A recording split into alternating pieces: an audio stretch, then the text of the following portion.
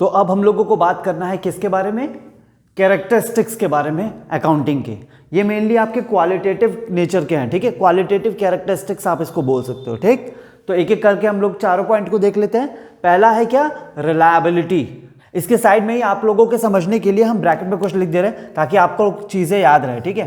कैसे, free from error और biases, ठीक है।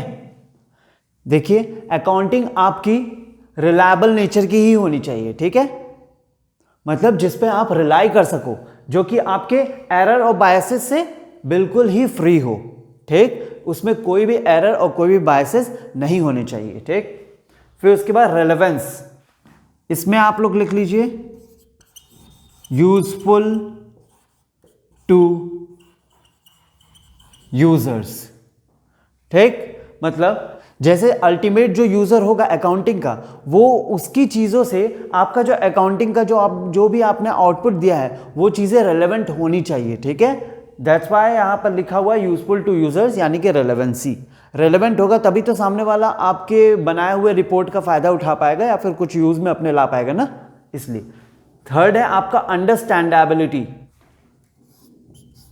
यहां पर आप लिख लीजिए इंटरप्रिटेशन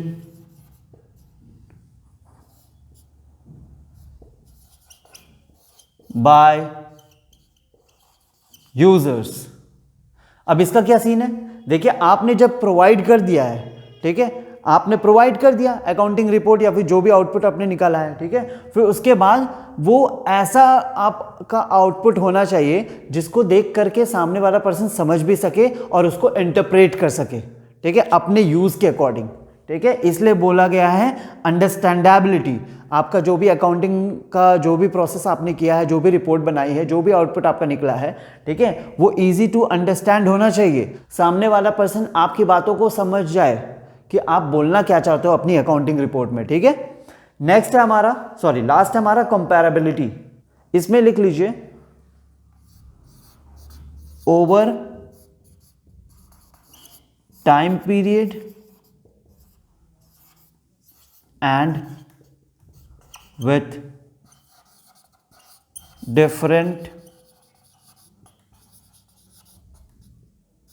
entities, ठीक है।